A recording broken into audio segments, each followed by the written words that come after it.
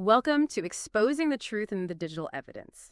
Today we're cutting through the noise to dive deep into a worldview truly understand, processing crime and incident scenes, but in the digital realm. It's complex, it's fascinating, and honestly, it's absolutely crucial for anyone stepping into computer forensics.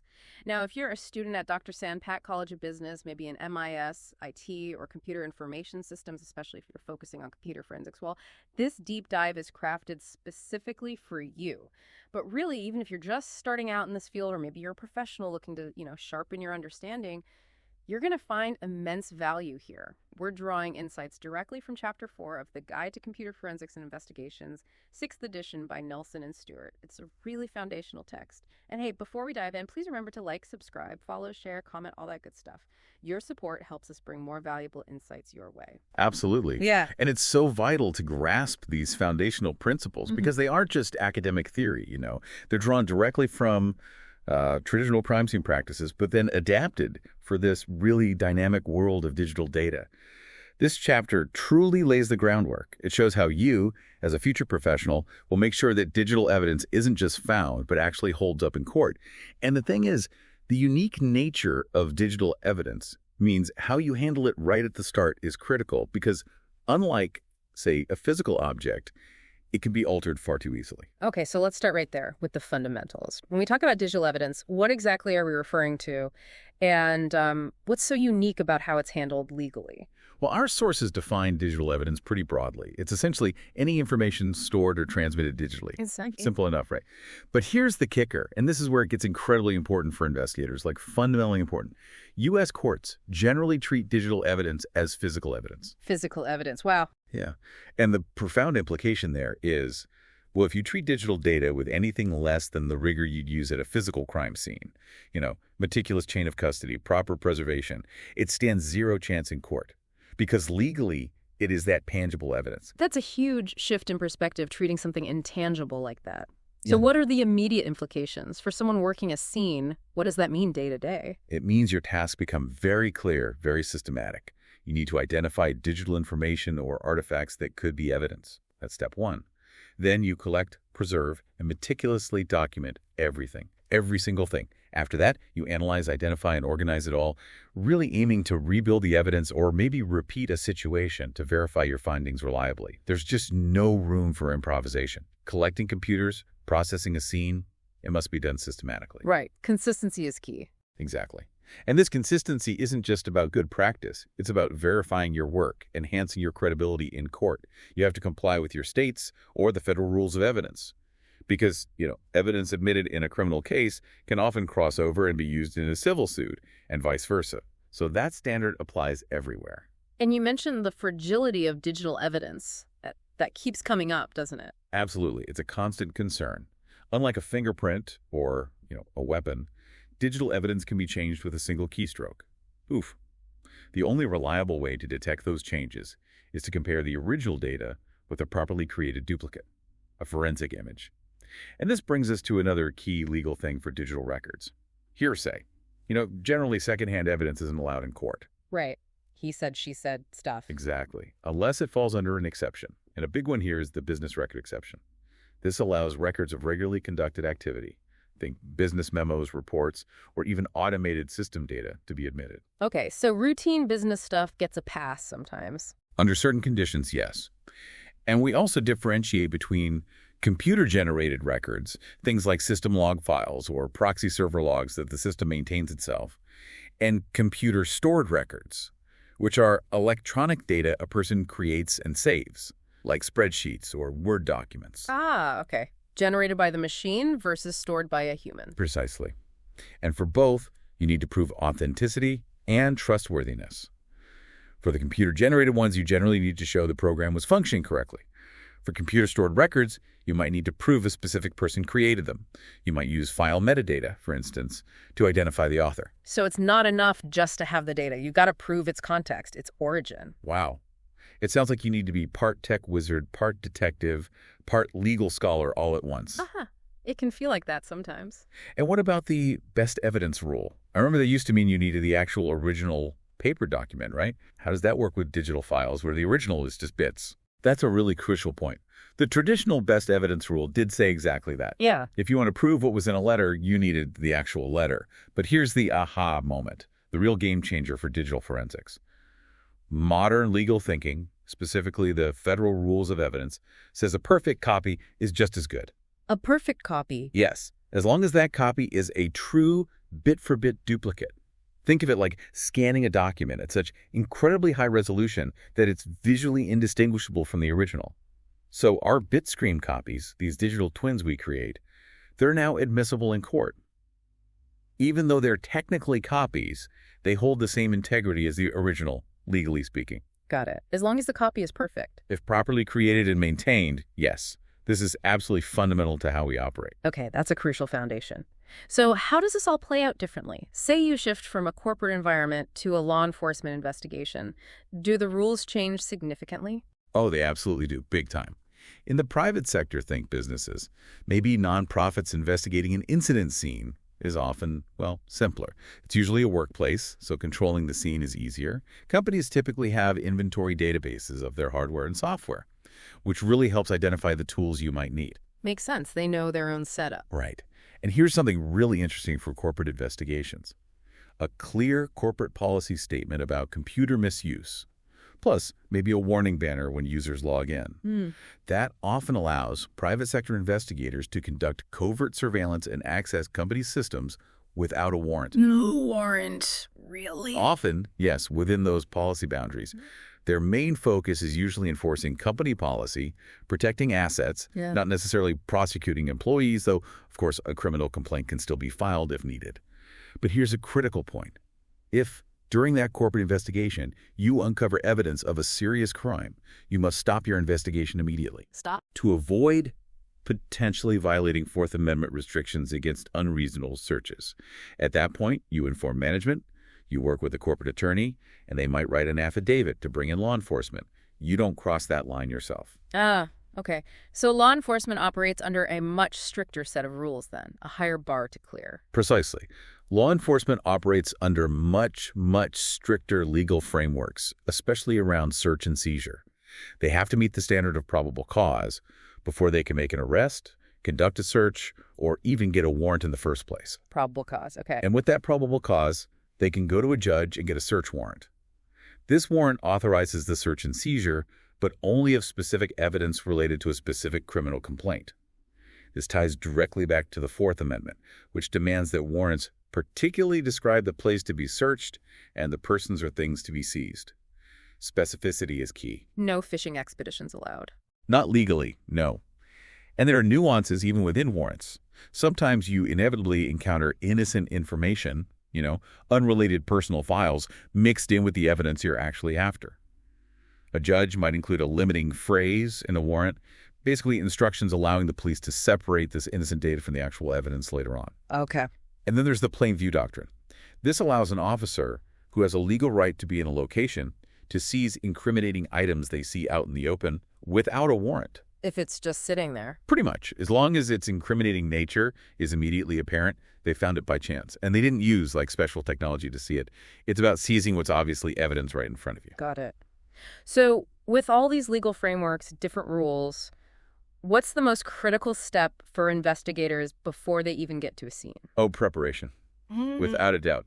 It's arguably the single most important step in any computing investigation. Why so critical? Because it dictates your resources, your entire approach. First, you need to identify the nature of the case. Is it private sector or public sector? That changes everything. You also need to figure out, or at least make an educated guess about, the type of operating system or digital device you'll likely encounter. Is it PCs, Macs, mobile phones, maybe smartwatches, servers? And knowing that helps you. It helps you estimate potential storage size and, crucially, figure out the specific tools you'll need to bring. You don't want to show up expecting a Windows laptop and find a complex Linux server. Right. And what if actually taking the computer isn't feasible? Like it runs the whole business. That's a huge consideration. For law enforcement, a warrant is almost always required to physically remove computers. But even then, you generally shouldn't remove a system if doing so would, irreparably harm a business.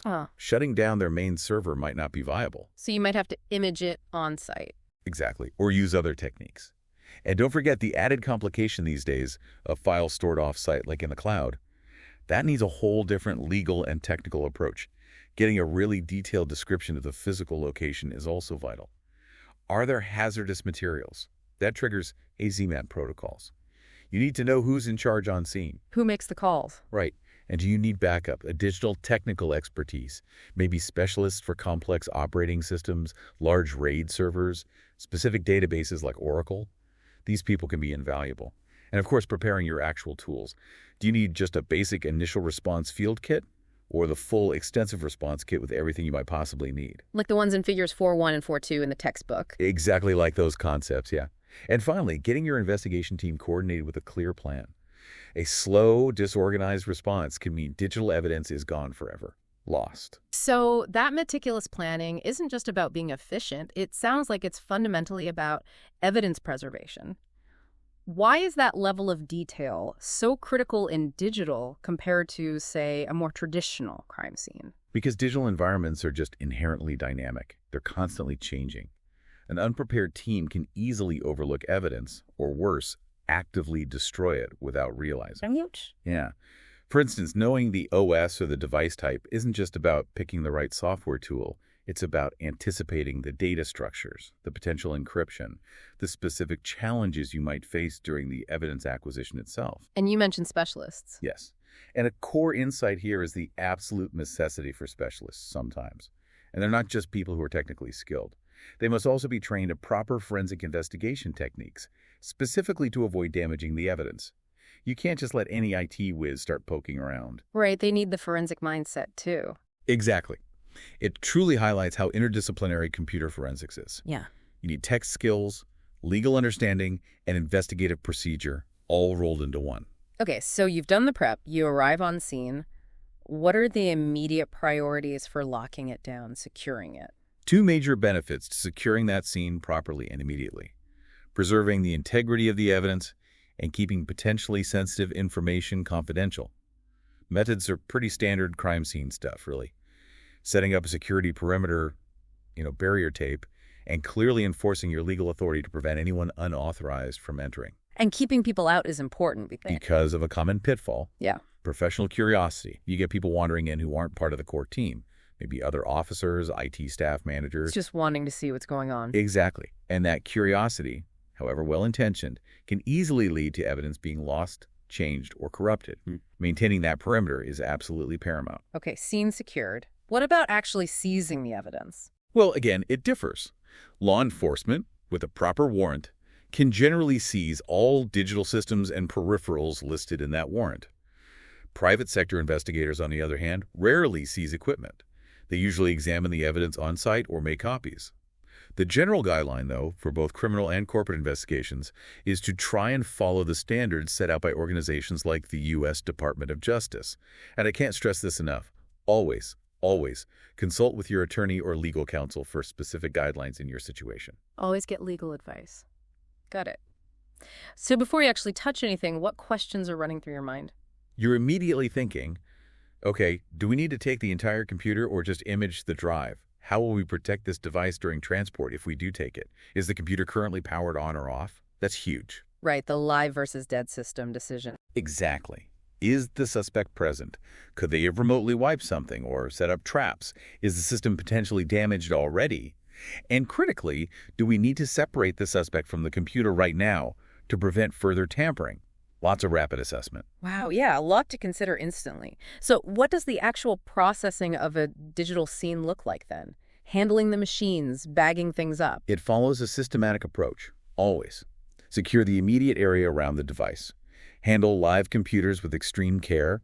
There are specific procedures for capturing volatile memory, for instance. Securely save any open files if possible and appropriate.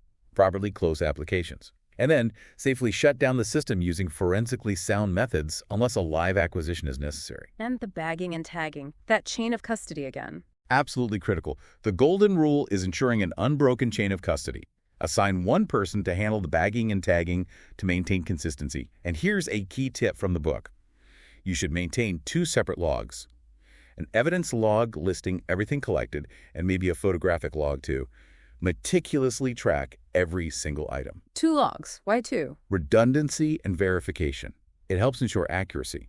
You track it from the moment it's collected, noting the date, time, serial numbers, make, model, any unique features, and critically, the name of the person who collected it. This dual logging, this meticulous tracking, that's your bulletproof vest in court. It proves constant control and helps refute any claims of evidence tampering down the line. Makes sense. And you're not just grabbing computers and phones, right? Definitely not. You need to look beyond just the devices themselves. Collect any related documentation manuals, printouts, handwritten notes nearby. Anything with potential passwords or P written down is gold. Looking for the sticky notes under the keyboard. You joke, but sometimes yes. You gather everything that might be relevant.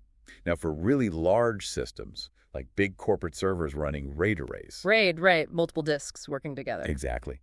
Physically seizing or imaging the entire massive array might be impractical or take days. In those cases, you might use something called sparse acquisition. Sparse acquisition? Yeah. Sounds like grabbing just bits and pieces. Kind of. Think of it like making a very precise photocopy of only the most critical paragraphs or chapters in a huge book, not the entire volume. You extract only the data deemed relevant to the investigation. Okay, so that saves a lot of time and storage space. It does save immense analysis time, but there's a trade-off. The big drawback is you generally won't recover data hidden in what we call free space or slack space on the drives. So deleted files, fragments, that stuff might get missed. It often does with sparse acquisition. You're getting the currently allocated files, the logs you target, but not necessarily the historical or deleted remnants. So it's a decision based on the case needs and constraints. Right. And you mentioned technical advisors before. Yeah, they can be invaluable on scene too, especially with complex systems. They can guide you on where specific data is likely located, help you extract tricky log records or other evidence from large servers, and they can even help refine the search warrant itself by helping itemize exactly what technical items or data need to be searched for or seized. Okay, so that covers the scene. That brings us back to the lab. Once the evidence is secured and transported back, what's the most important thing to focus on for documenting and processing it there? One word: reproducibility. Everything you do in the lab needs to be documented so precisely that you, or ideally another independent examiner, could repeat your exact steps and get the identical results. How do you ensure that? Maintaining a detailed journal or case notes is absolutely essential. You document every tool you used, every setting, every command, every observation. And maintaining the integrity of that evidence is just as paramount in the lab as it was in the field. Maybe even more so, because this is where the deep analysis happens. So what does that look like practically, creating images? Yes. The standard procedure is to first create a forensic image, that bit-for-bit copy we talked about of the original evidence media. You typically copy this image to a large, dedicated forensic hard drive or maybe a storage area network, SAT. Then you run your forensic analysis tools against the image.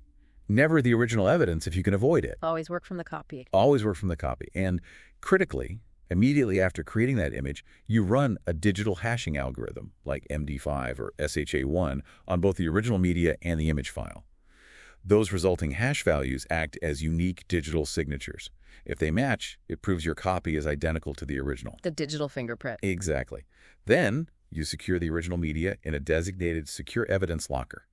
It should only be accessed again if absolutely necessary, and that access must be meticulously documented. And how do we really ensure that integrity throughout the handling and analysis? You mentioned hashing. Right. Hashing is the cornerstone.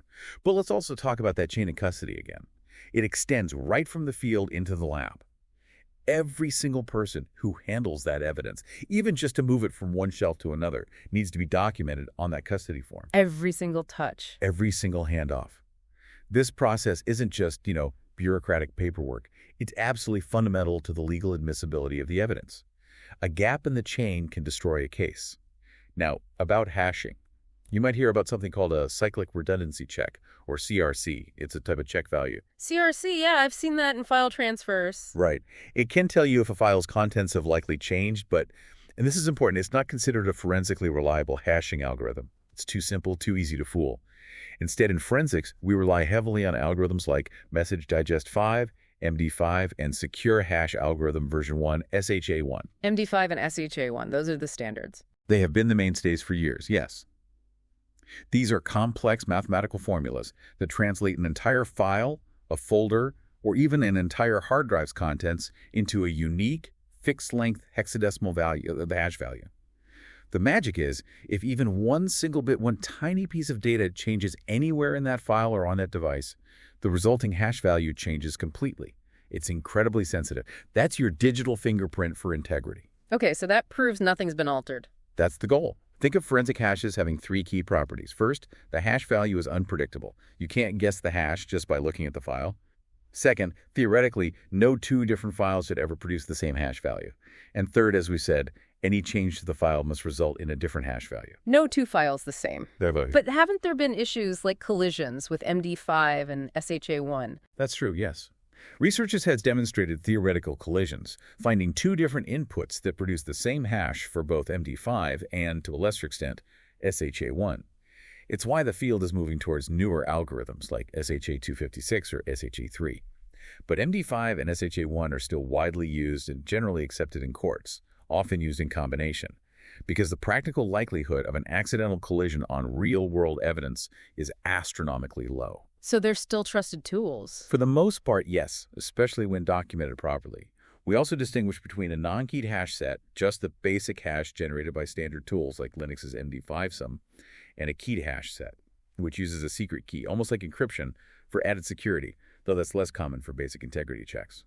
But practically speaking, you'll learn to use common forensic tools like FTK Imager, which is mentioned in the book, to calculate and verify these crucial digital signatures for your evidence files. It becomes second nature. Okay, so hashes verify integrity. What about actually storing the evidence long term? What media do you use, and how long does this stuff need to be kept? Forever. Good question.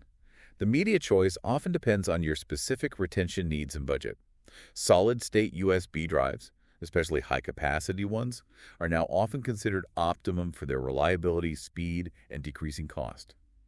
Magnetic tapes are another option, particularly if you need very long lifespan archival and huge capacity, though tape drives and media tend to be more expensive up front. Tapes, like old-school tapes. They're still very relevant for large-scale archiving, yeah. But regardless of the media, evidence storage requires strict controls. Access to your lab, and especially the evidence storage area, must be tightly restricted. You need a sign-in roster for all visitors. And that evidence custody form we keep mentioning, it needs an entry for every single person who handles the evidence, clearly identifying the evidence item, who handled it, the exact dates and times of transfer. And importantly, those forms should include sections to record the original and verify MD5 and SHA-1 hash values. That links the physical item to its verified digital state. And how long do you keep it? That varies wildly. You absolutely must check the specific legal requirements for evidence retention in your jurisdiction and based on the type of case. Some jurisdictions might require indefinite retention for certain types of criminal cases. You have to know the rules. Okay, so we've walked through the scene processing, the lab work, the hashing, the storage. What does the full investigative cycle look like? Putting it all together from start to finish on a typical case. Right, it's not just isolated steps. These tasks really form a continuous cycle, a process of learning and refinement in your investigative work. First, you obviously identify the case requirements. What are you looking for? What's the scope? Then, you plan your investigation meticulously. You gather background info, identify the main players involved, review the evidence already seized or identified. And this planning phase, this is where all those concepts we discussed, the rules of evidence, understanding the differences between private and public sector scenes, the need for thorough preparation. This is where it all comes together to form a coherent strategy for your entire investigation. The blueprint for the case. Exactly. Next, you actually conduct the investigation. This involves acquiring the evidence, maybe using tools like OS Forensics, which is another one mentioned, performing the analysis, finding the key artifacts. After the analysis is done, you complete the case report.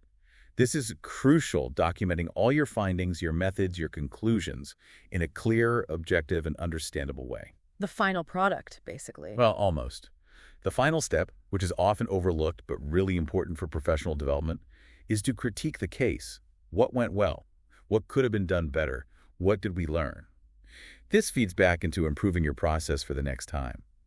You can think of famous case studies or even examples like the M57 patents case mentioned briefly in the text, where a computer containing illicit content was traced back.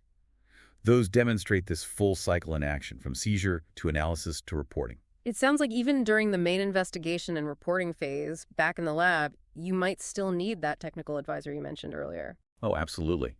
Especially with complex cases. An advisor or specialist can continue to guide you in the lab on where specific data might be hidden, maybe assist with extracting log records from enormous or obscure server systems. They can even help refine the search warrant after the initial seizure if new information comes to light, ensuring it covers all necessary items based on the ongoing analysis.